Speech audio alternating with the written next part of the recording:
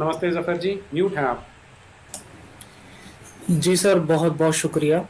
आपने मुझे अपने शो में इनवाइट किया जी और मैं बहुत खुश हूँ आपके चैनल पे आके। जी, बहुत धन्यवाद। और हमारे दर्शक भी बहुत प्रसन्न है आपको यहाँ देखकर।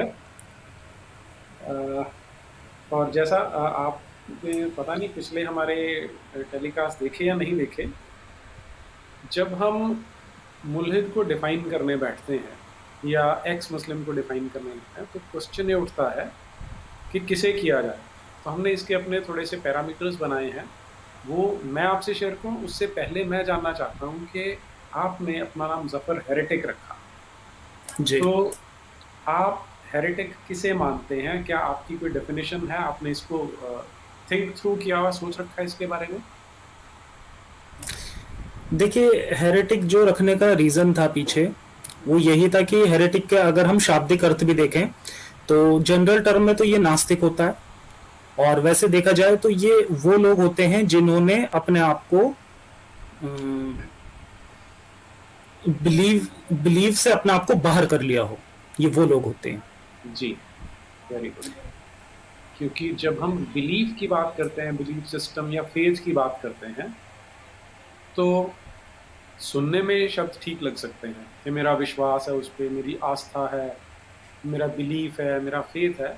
लेकिन अगर थोड़ा सा भी इन्हें एनालाइज करें तो बड़े खोखले शब्द हैं कि किसी ने कोई बात बोल दी, हमने उस पर विश्वास कर लिया। तो उस हिसाब से हेरेटिक ठीक है। लेकिन अगर हम इस्लाम के कॉन्टेक्स्ट में, मोहम्मद बात के कॉन्टेक्स्ट में देखें, तो आप किसी को अगर हेरेटिक या मुल्हिद डिफाइन करेंगे तो क्या उसके कोई सेट पैरामीटर रखेंगे? जी। जी। देखिए, जैसे अपने चैनल पे मैं लाइव शो करता हूँ एवरी वीक। तो उसमें यही रहता है कि मैं एक्स मुस्लिम जिन्होंने इस्लाम को छोड़ दिया है, उन लोगों को मैं इनवाइट करता हूँ। अब उसमें उन्होंने पहले इस्लाम के वो बिलीवर रहे थे, उसके बाद हो सकता है उनका अब कुछ और बिलीव हो सकता है अब उनका कोई भी बिलीव ना हो, या हो सकता है कि वो अपने आप को एग्नोस्टिक कहें। हम्म। तो हर तरह के उन लोगों को, दरअसल मेरी सीरीज का नाम भी है कि यूं ही कोई शख्स मुल्हिद नहीं बनता। तो मुल्हिद में मेरी कैटेगरी में तो वो सभी लोग आ जाते हैं। जी। जी। तो ये क्वेश्चन पूछना हमें रेलेवेंट इसलिए लगता है कि जैसे हमारे यहाँ कुछ लोगों ने इस टर्म को या इस सेंटिमेंट को मिसयूज बहुत किया। जैसे मैं जो कॉमन एग्जांपल देता हूँ, जावेद अख्तर और इरफान हबीब का है। अभी दोनों अपने आप को क्लेम करते हैं इंटेलेक्चुअल्स हैं। इंटेलेक्चुअल की चलिए अलग डेफिनेशन है, लेकिन साथ में ये बोलते हैं कि हम एथीस्ट हैं और हम कम्युनिस्ट हैं। लेकिन आप कभी नहीं इनको सुनेंगे, कभी नहीं इनको देखेंगे, कभी भी इन्होंने इस्लाम का, मोहम्मदवाद का, कुरान का, मोहम्मद का खंडन किया हो, उसकी कोई क्रिटिसिज्म की हो, हेल्दी क्रिटिसिज्म भी किया हो, वो नहीं मिलता। तो इसलिए अब इस तरह के लोगों को आप मुल्हिद मान पाएंगे या नहीं मान पाएंगे? जी, मेरे विचार में ये लोग प्रोपोगेंडिस्ट कहे जाएं तो ज़्यादा सही टर्म है इनके लिए, क्योंकि ये लोग सिर्फ प्रोपोगेंडा करते हैं। ये जितने भी लिबरल्स लोग हैं, इनका कहना होता है कि हमें हर तरह के धर्म, हर तरह मजहब का सबको सपोर्ट करना चाहिए, और सबको सबको रेस्पेक्ट करनी चाहिए, किसी के अगेंस्ट नहीं बोलना चाहिए। दरअसल ये लोग खुद भी नहीं जानते हैं कि ये कितना गलत कर रहे हैं ये सब करके। आज पूरी दुनिया में इस्लाम से इतनी ज़्यादा पूरी दुनिया को प्रॉब्लम्स हो चुकी हैं कि ये इस चीज़ को समझ ही नहीं रहे हैं, क्योंकि इंडिया में अभी वो सिचुएशन है नहीं। तो इन्हें पता नहीं है, इन्हें क्या, खुद मुस्लिम लोग भी नहीं जानते कि इस्लाम क्या है। तो मेरा मानना है कि अगर कुछ गलत है तो उसके अगेंस्ट बोलना चाहिए, वो कुछ भी हो सकता है। जी। जी। तो दैट मीन्स उस हिसाब से ये फिर आपकी मुल्हिद वाली कैटेगरी में नहीं आएंगे। जी नहीं। अब हमने जब इसे डिफाइन करना शुरू किया था, तो हम यही सोच रहे थे कि किसे हम मुल्हिद मान सकते हैं। तो उसमें मेरे 3 पॉइंट्स हैं। पहला ये कि हर वो व्यक्ति जो ये मानता है कि वो जो आज से लगभग 1400 साल पहले एक आदमी ने मक्का में, अब वो पेट्रा था या मक्का था वो बात की बात है, जिसे रसूल कहा जाता है, उसे आदर्श व्यक्ति माना जाए जो इस बात को खारिज करता है, जो इस चीज़ को रिजेक्ट करता है। ये उसकी पहली निशानी मुल्हिद होने की। दूसरा, जो ये मानता है कि कुरान जो है उसको फॉलो करना ज़रूरी नहीं है, उसको नहीं फॉलो किया जाना चाहिए, और उसके अंदर जो क्लेम्स हैं वो परमानेंटली वैलिड क्लेम्स नहीं है, इसलिए उसे रिजेक्ट करता है। और तीसरा, कि जिस तरह का गॉड वहाँ पर कुरान में मेंशन किया है, जैसे अल्लाह के नाम से वहाँ कहा जा रहा है, इस तरह के गॉड को जो रिजेक्ट करता है, ये 3 कंडीशन जो फुलफिल करता है, उसे हम मुल्हिद मान सकते हैं, उसे हम एक जेन्युइन एक्स मुस्लिम मान सकते हैं। जो इन तीनों में से कहीं पर भी इफ बट करता है, तो उसे हम जेन्युइन एक्स मुस्लिम नहीं मान सकते।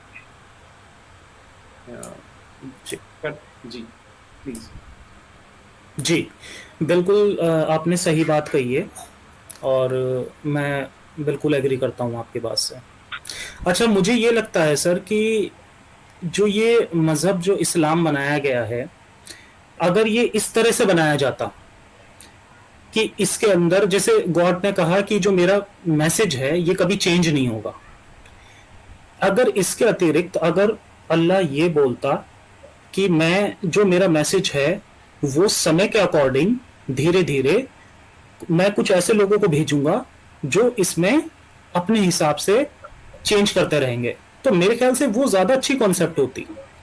यहाँ इन्होंने इसे सच्चा मजहब साबित करने के चक्कर में जो इन्होंने ये बात बोल दी ना कि ये पूरी तरह से प्रिजर्व्ड है, ये कभी चेंज नहीं हो सकता, ये इन्होंने बहुत ही गलत चीज कर दी। क्योंकि क्योंकि होता यह है कि जो समय के साथ साथ चीजें जो हैं वो चेंज होती रहनी चाहिए, ये बहुत जरूरी है। हाँ, क्योंकि हर चीज़ परिवर्तनशील हम देखते हैं, सारी प्रकृति देख लें, कुछ भी देख लें, कुछ स्टैटिक तो रहता नहीं। तो अगर आप ऐसा कह रहे हैं, तो पहले तो आप ये बताइए कि आपने, क्योंकि आप एक परंपरा में जन्म लेते हैं, तो आप पे जन्म लेते एक ठप्पा लगा दिया जाता है कि ये हिंदू है, ये मुसलमान है, जो भी, उसको एक लेबल लगा दिया था। तो आप उसके साथ बड़े हुए। फिर जैसे अब मैं अगर अपना एग्जांपल दूं, तो मैंने जब थोड़ा बहुत पढ़ गया, जब टीनेजर बन गया, 18-19 साल का हुआ, तो मैंने अपने माँ बाप से सवाल पूछने शुरू कर दिए कि इसको आप भगवान कहते हो, ये है भी या नहीं। मैंने बड़े क्वेश्चन पूछे उनसे, और उनका एक तरह से उनका मैं मजाक उड़ाने की कोशिश करता। जब उन्होंने अपने एक गुरु बनाए, तो मैंने उनका भी खूब मजाक उड़ाया। और मुझे याद है कि जब मैंने एक बार स्कूल में पढ़ाना शुरू किया, तो +2 के 12th क्लास के बच्चे थे, उनका बोर्ड एग्ज़ाम था, उन्हें लेके जाना। तो जो स्कूल के प्रिंसिपल थे वो बहुत ही धार्मिक विचारों के थे। तो पहला एग्ज़ाम फिज़िक्स का, मेरा ही सब्जेक्ट, उन्होंने कहा पहले इन्हें मंदिर लेके जाएंगे, फिर वहाँ से हम इन्हें एग्जामिनेशन सेंटर लेके जाएंगे। तो मैं मंदिर के बाहर खड़ा हो गया, सारे बच्चे मुझे देख रहे हैं कि सर अंदर नहीं जा रहे, वो अंदर जाते थे क्योंकि प्रिंसिपल लेके जा रहे थे, और फिर उन्हें वापस लाते। और मैं इसमें बड़ा गर्व फील कर रहा था कि मैं नहीं जाता, मैं तो साइंटिफिक आउटलुक है मेरा। तो इस तरह की बचपना, एरोगेंस, वो बहुत सारी इमोशंस का मिक्सचर था वो। लेकिन मुझे कभी ये डर नहीं लगा कि लोग मुझे कुछ बुरा बोलेंगे, कोई मुझे मारेगा, कोई मुझे डांटेगा इस पे।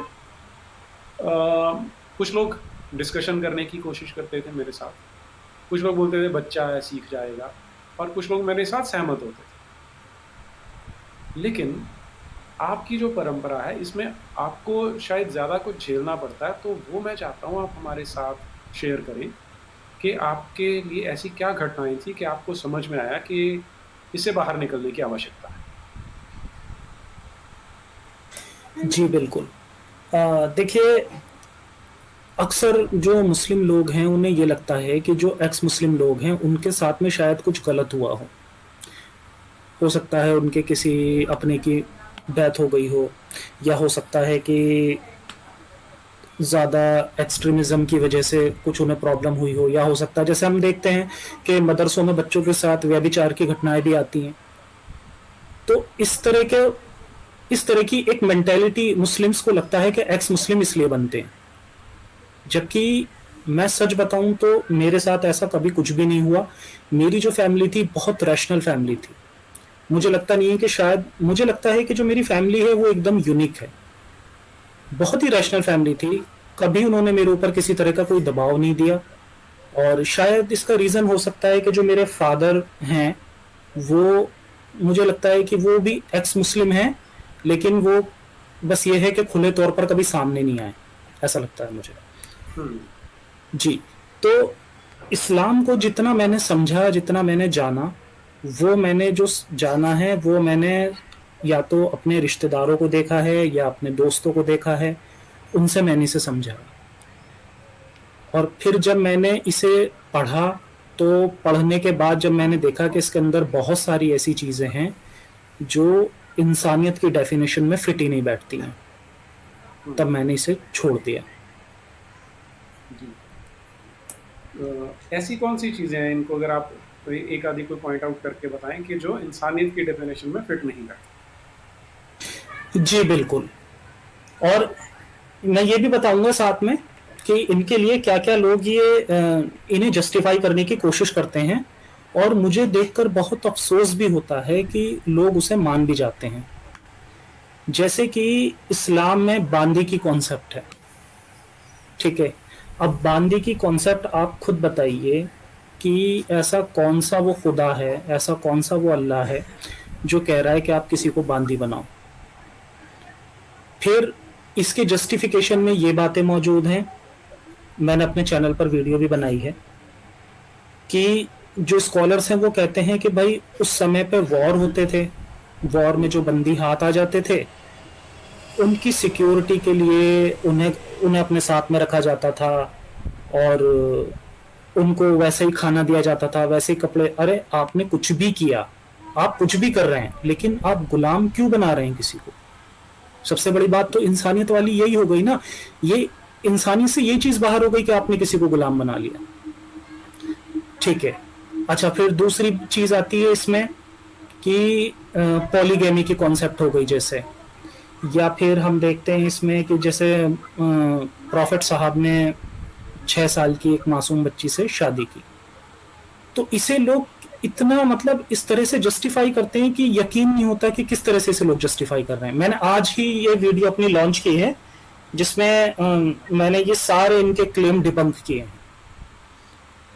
बहुत ही सिंपल लॉजिक पे। मैं ये सोचता हूं कि आखिर लोग जब इन्हें देखते हैं तो देखने के बाद वो थोड़ा सा अपनी अकल से क्यों नहीं सोचते। जिस तरह से बस, जैसे देखिए, ये बोलते हैं कि उन्होंने छोटी बच्ची से शादी इसलिए की क्योंकि उनकी जो लाइफ थी, उनकी जो टीचिंग्स थी मोहम्मद साहब की, उन्हें आगे बढ़ाना था। उनकी उम्र हो गई थी, तो अब छोटी उम्र की जो बीवी थी वो उसे आगे ले जाएगी। अब आप खुद देखिए सर, ये कितना हास्यपद है। अरे भाई, प्रॉफिट मोहम्मद 40 साल की उम्र में उनके ऊपर वही आई, या तो खुदा पहले वही दे देता उन्हें ही उनके ऊपर जो वही आ रही थी वो थोड़ा पहले स्टार्ट कर देता भाई, 10 साल की उम्र में, 12 साल की उम्र में स्टार्ट कर देता। अच्छा, और फिर हम देखते हैं कि मुझे लगता है कि ये जो अब्राहमिक रिलीजन्स है ना, इनमें जितने भी पुराने जो नबी हैं वो सब सिर्फ कहानियां, किससे कहानियां, उनका रियलिटी से कोई लेना देना नहीं है। अच्छा, मोहम्मद साहब जो हैं, इनकी जिंदगी जो है वो, क्योंकि ऑब्वियसली हमें बहुत सारे इस तरह के सबूत मिलते हैं, हदीसें मिलती हैं जिनसे हमें पता चलता है कि हाँ ये तो एग्जिस्ट करते थे, ठीक है। तो अगर हम पुराने जो अब्राहमिक रिलीजन की कॉन्सेप्ट हैं उसके साथ में भी अगर हम इसे कंपेयर करें तो हम कह सकते थे भाई यहाँ पे कि जो पुराने नबी थे उनकी जिंदगी, बहुत लंबी जिंदगी मिली थी उन्हें खुदा की तरफ से, तो इन्हें भी एक लंबी जिंदगी मिल सकती थी। इन्हें क्यों एक छोटी बच्ची से शादी करनी पड़ी? उसे गोद ले सकते थे, बहुत सारे ऑप्शन हो सकते थे। लेकिन मुस्लिम समाज के साथ में समस्या यह है कि एक उनके अंदर ये रहता है कि किसी तरह से बस कोई भी हमें एक पॉइंट बता दे जिसे हम सामने वाले को बता दें उसे डिफेंड करने के लिए। ये एक तरह के उनके अंदर बस ये वो रहती है कि बस हमें, क्योंकि ये हमारा मजहब है, हम इसके अंदर पैदा हुए हैं, अब जब हम पैदा हुए हैं तो हमें बस इसे बचाना है, हमें इसे कैसे भी बचाना है। तो ये चीज गलत है। तो मुस्लिम लोगों को ये बात समझनी चाहिए कि इंसानियत का रूल यही है कि गलत किसी ने भी किया हो, चाहे वो आपके पेरेंट्स क्यों ना हो, गलत को गलत कहने की हिम्मत आपके अंदर होनी चाहिए। जी। बिल्कुल ठीक बात है। और अ, जो आपने बात की ना, मैं उसी को थोड़ा सा आगे लेके चलता हूँ कि अब नॉर्मली क्या होता है कि हम जब कुछ भी कर रहे हैं जो हमारे साथ किसी तरह से जुड़ गया, तो हमारी ईगो से जुड़ जाता है। अब वो झूठा है या सच्चा है, वो अच्छा है या बुरा है, वो डिसाइड करने की बजाय हम उसे अपनी ईगो पे ले लेते हैं, और उसका रिजल्ट ये होता है कि हम गलत चीज़ को जस्टिफाई करने की कोशिश करने लग जाते हैं। और दूसरी चीज़ जो मैंने देखी इस्लामिस्टों में, वो है, मुझे लगता है कि उनके साथ एक कॉग्निटिव डिसोनेंस की प्रॉब्लम होती है, कि उन्हें समझ में आता है कि यार जो हम जस्टिफाई करने की कोशिश कर रहे हैं तो गलत है, लेकिन अगर उसे एक्सेप्ट कर लेंगे तो उसके लिए फिर उन्हें इस्लाम से बाहर आना पड़ेगा, जो कि अपने आप में रिस्की प्रोपोजिशन है, वो भी नहीं वो करते। तो इसलिए जब उनको कोई जाकिर नाइक जैसा, या आजकल उसके कई चेले चांटे खड़े हुए हैं जो वही बात करते हैं, जब मिल जाता है तो उन्हें वो वन लाइनर्स मिल जाते हैं कि हाँ यार, हम अगर ये बोल दें कि अल्लाह मियाँ ने आयशा का अरेंजमेंट इसलिए किया था कि वो छोटी सी उम्र में ही सब कुछ याद कर लेगी, तो वो बिना अपना दिमाग लगाए ये वन लाइनर लोगों पे थोपने की कोशिश करने लगता है। जी, और बिल्कुल सही कहा। इससे उन्हें लगता है कि उन्होंने वो जो उनके ऊपर मुसीबत आ रही थी कि हमें इस्लाम छोड़ना पड़ सकता है, उससे वो बच जाते हैं फौरी तौर से। अच्छा, अब अगली चीज़ पे चलते हैं कि एक तो ये हो गया कि जो बांदी का कंसेप्ट है वो बिल्कुल एंटी ह्यूमैनिटी है, और कोई भी अगर अगर मान लीजिए कोई गॉड है और वो लविंग केयरिंग, जैसे रहमान और रहीम कहते हैं, वैसा है, तो वो तो यहीं पे अत्याचारी प्रूव हो जाता है इस एक ही बात से। और हम्म। उसके अलावा भी अगर हम देखें कि जो ये मोहम्मद बिन अब्दुल्ला जो व्यक्ति था, जिसे रसूल कहा जाता है, उसके जीवन में ऐसी घटनाएं बहुत देखने को मिल जाती हैं कि क्या हम ऐसे व्यक्ति को आदर्श मान के उसको एमुलेट कर सकते हैं, उसे फॉलो कर सकते हैं, तो क्या वो इंसानियत के विरोध में नहीं जाएगा? जी, बिल्कुल। यही तो समस्या है, और मैं इसीलिए मुझे ये अपना चैनल भी शुरू करना पड़ा, क्योंकि मैं समझता हूँ कि इस्लाम जो है वो एक ऐसा पैकेज है जिसमें हमें अच्छी और बुरी दोनों तरह की चीज़ें मिलती हैं। इसमें मैं ये नहीं कह रहा कि सब कुछ उसके अंदर बुराई लिखा है, कुछ अच्छी हदीसें भी हमारे पास मौजूद हैं, लेकिन बहुत कम उनकी संख्या है। केवल उन हदीसों के बेस पे हम इस्लाम को लेकर नहीं चल सकते, और उसका रीज़न ये है क्योंकि जब तक उसके अंदर बुराई अवेलेबल है तो बुरे लोग उससे फ़ायदा ज़रूर उठाएंगे। और इसकी सबसे बड़ी समस्या ये होती है कि जो अच्छे लोग जुड़े हुए हैं उसके साथ में, उनकी संख्या बहुत ज़्यादा है, जिसकी वजह से ये बहुत ज़्यादा ताकतवर है, बहुत मजबूत है। आज हम अगर इस्लाम से जितने भी हमारे अच्छे लोग हैं अगर उन्हें निकाल दें, तो ले दे के हमारे पास इतने कम लोग बचेंगे जो सिर्फ जिहादी मानसिकता वाले लोग होंगे, वो बहुत कम लोग बचेंगे। उसके बाद फिर इस्लाम अपने आप ही खत्म हो जाएगा। लेकिन ये बचा हुआ है, उसका रीजन यही है कि इसके अंदर बहुत सारे अच्छे लोग भी हैं। हम्म। जी, ये मुझे लगता है। हाँ, क्योंकि बच्चा जब जन्म लेता है तब तो उसका कोई रिलीजन होता नहीं, और इस्लाम के केस में तो स्पेशली उनको एक फंक्शन करना पड़ता है कि उसका एक ऑर्गन थोड़ा सा काटेंगे तब वो मुसलमान बनेगा। और अब बच्चे में पोटेंशियल होता है अच्छा बनने का भी और बुरा बनने का भी। सवाल ये पैदा होता है कि आप उसके सॉफ्टवेयर में क्या चीज़ें फीड करते हैं जैसे जैसे वो बड़ा होता है। अब जो चीज़ें मदरसों में सिखाएंगे, कुरान, हदीस, मोहम्मद बिन अब्दुल्ला की जो सीरत रसूलुल्लाह है वो सिखाएंगे, तो उससे वो क्या बनेगा, उस वो समझने के लिए कोई रॉकेट साइंस की ज़रूरत नहीं है, वो तो हमें पता है कि वो क्या बनने वाला है। इनफैक्ट जो जो अच्छे लोग हैं, they are not due to Islam, they are despite Islam, कि उन्हें पता ही नहीं कि इसके अंदर क्या दिया है, मोहम्मदवाद के अंदर जो दिया है, वो जब तक उस पर नहीं चल रहे तब तक वो इंसानियत के रास्ते पे चल रहे हैं। लेकिन जैसे ही उन चीज़ों पे चलना शुरू करेंगे, तो अब वो सीधे सीधे हमारी पुलिस से, हमारी सिक्योरिटी फोर्सेस से, हमारी लॉ इन्फोर्समेंट एजेंसी से टक्कर में आ जाएंगे। तो उन्हें आप जिहादी कहें, क्रिमिनल कहें, जो मर्जी कह सकते जी, बिल्कुल सही कहा आपने। ये आपने बहुत सही कॉन्सेप्ट आपने बताई है, मोहम्मदवादी। इस्लाम का मतलब ही मोहम्मदवादी है। क्योंकि आप अगर किसी भी मुस्लिम के सामने आप किसी को भी बुरा कह लीजिए, आप अल्लाह को भी बुरा कहेंगे ना, तो उन्हें इतना फर्क नहीं पड़ेगा। वो कहेंगे कोई बात नहीं, वो तो गॉड है, देखा जाएगा, तुम जहन्नुम में जलोगे जिंदगी भर के लिए। लेकिन आप एक बार अगर मोहम्मद को कुछ आपने कह दिया, फिर उसके बाद देखिए कि क्या होता है। तो इस्लाम का मतलब मोहम्मदवाद ही है। ये बहुत सही कॉन्सेप्ट आपने आप प्रचार कर रहे हैं। जी, जी। लेकिन ये ऐसा है क्यों? क्योंकि बिल्कुल अगर आप कोई 10-12 साल के बच्चे से भी कहेंगे कि एक अल्लाह है और उसका एक पैगंबर था, आज से 1400 साल पहले, उसका नाम मोहम्मद था। तो कौन ज़्यादा सीनियर हुआ, कौन ज़्यादा रिस्पेक्ट वाला हुआ?